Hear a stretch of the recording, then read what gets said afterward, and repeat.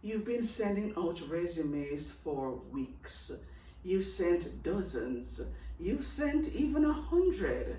You've been doing this for weeks and weeks, even months. Could it be because you're making some of the common mistakes that people sometimes make when sending out resumes? Well, in today's video, we're going to look at 5 of the mistakes that people sometimes make when they send out their resumes. And these mistakes sometimes prevent them from getting called. So what we want to do is figure out what those mistakes are. Because as I always say, learn the game so that you can play the game. I'm going to teach you what to do so that you can play the game and succeed. Hello everyone, I'm Tanya and I'm a college professor. I've been teaching for the last 31 years and I've been teaching college and university students for the last 27 of those years. I teach interpersonal, oral, and business communication, and in today's video, the focus will be on resume writing, which is business communication. So what we'll be doing is looking at some of the blunders or mistakes that you may be making. And we're going to be looking at how we can fix those mistakes so that you can be successful in your job search. One of the first mistakes is that people sometimes write their resumes without realizing that it is a sales document with a focus on the you attitude. It's a sales document because what you're trying to do is sell to the potential employer your value. And you have to do this using the you attitude. Now in business communication, we talk about the you attitude, which is a way of communicating with the audience in mind. So we think about the audience, we put ourselves in the place of the audience, and we answer the questions that the audience could have. And when we do that, it becomes a document not written for us to boast about us, but it becomes a document that pleases the audience because they have their answers and they have their questions answered immediately. Now, when you write, you have to keep that in mind. Now, one of the ways that we show the you attitude is by using the keywords and the phrases from the ad.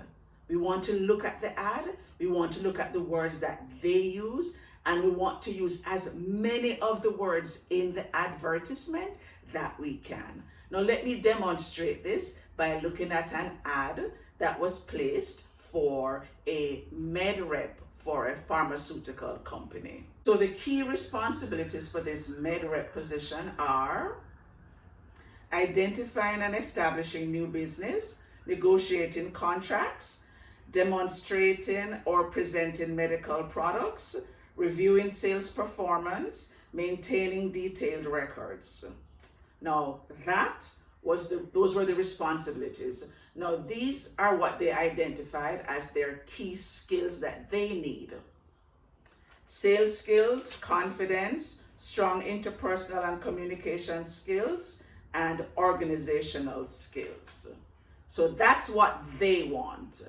Now, if you respond by writing your objective, that's the first thing that indicates that you're using the me attitude. The me attitude says, this is what I want. I read your ad, but this is what I want. So let's listen to what the me attitude could sound like.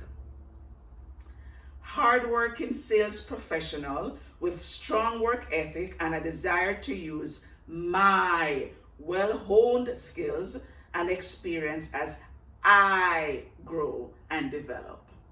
Me, me, me.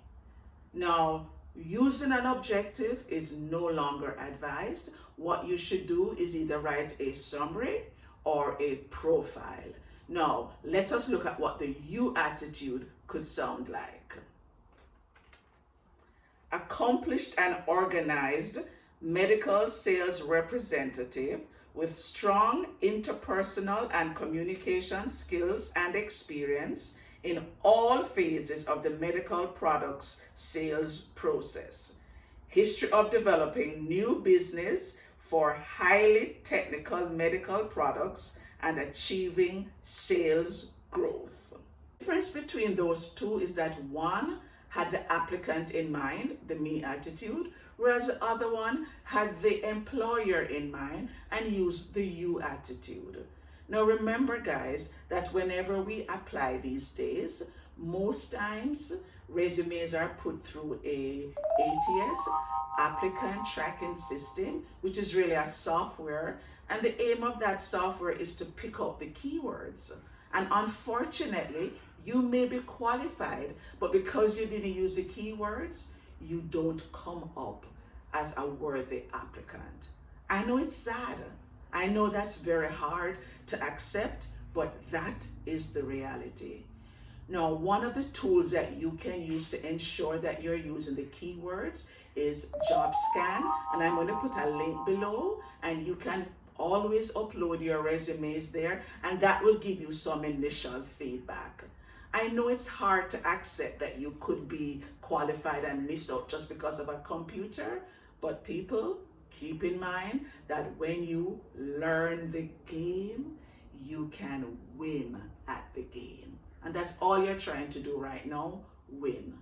Find out what works and go with what works. Now, when it comes to listing the work experience on your resume, the second mistake that people sometimes make is that they tell rather than sell. Now, when you tell, you just basically list the features. But when you sell, you explain or you list the benefits. And there is a huge difference. Yes, you are qualified, but unless you can get the employer or the recruiter to realize that you are valuable because of how much you have to bring to the table, you could lose out. So let me give you an example of what is the difference between telling and selling. Now, this is telling.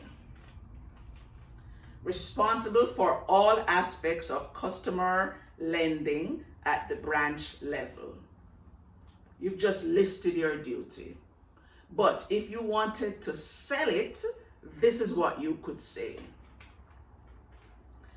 During the economic downturn in 2008, processed and approved more than $30 million in secured and unsecured customer loans for Vancity's largest branch operation in Vancouver, achieved and maintained a less than 2% write-off for unrecoverable loans, which was 18% less than the industry average.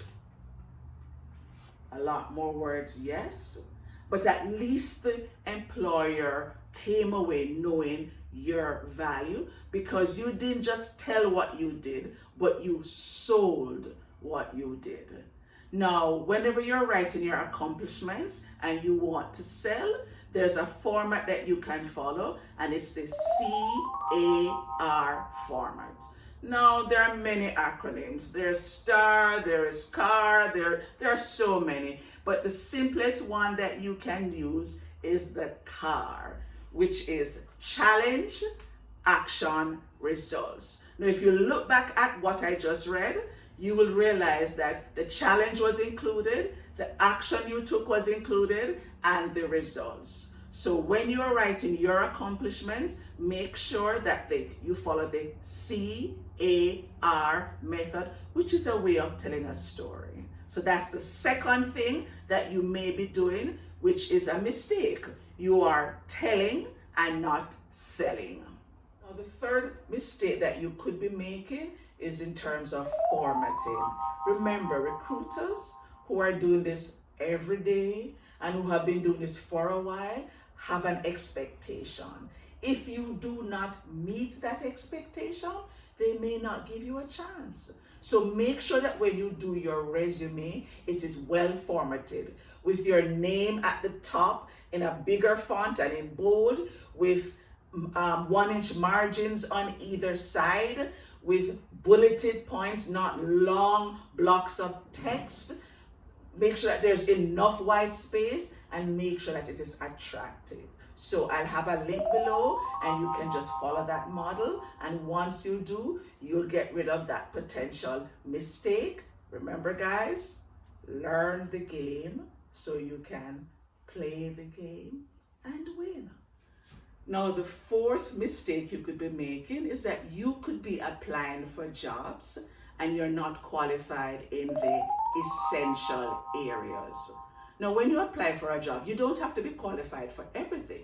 If you have about 70% of what they're asking for, that's good. But it has to be the 70% of the things they want. And the only way you'll know is by really reading the ad and looking at what seems to be important to them, and even going on their website so that you get an understanding of their culture. Now, let me give you an example of this. When I migrated to Canada almost 2 decades ago, I applied for a job to teach at a university, but I applied to teach in their online program. I'd never taught online before, but I thought I can do this job. They called me, even though I never had the 2 years Canadian experience yet. They called me because when they looked at it, they decided that I could do the job if, and this was the if. So when they called me, they said, "Have you ever taught online before?" I said, no. And then they said, "Have you ever been a student in an online course before?" And I said, no, and that was the end. I did not have the essential. Now, they called me even though I never had 2 years Canadian experience, and that was something that they listed. But I guess if I had thought about it a little bit more, I would have realized they were starting a new program, so they needed somebody that had those skills. What did I do? In the year while I waited to apply again, I did a certificate course in online instruction, and then I reapplied. When I reapplied, I got offered the job. So remember, you don't have to have all the skills or all the qualifications they ask for, but you have to have the essential ones. So read the job ad, look at their website, and decide on what's essential. If you are applying for a job and you don't have the essentials that they want, that could be one of the mistakes that you're making. Once again, learn the game so that you can play the game and win. Now, the fifth and final reason that you may not be getting that job is your resume isn't tailored. When you tailor your resume, you only include the skills and the experience and the education and the qualifications that is being asked for. And I especially want to talk to immigrants who have come to North America with tons of qualifications. I'm speaking to you as an immigrant myself. Tailor your resume. If you have a PhD and the job only requires somebody with a first degree, remove the PhD for now. Get your experience, get your Canadian experience, and then when you have enough experience, look for another job and then put back your PhD and your master's. Believe me, guys, it has to be done. If you want a job, tailor your resume.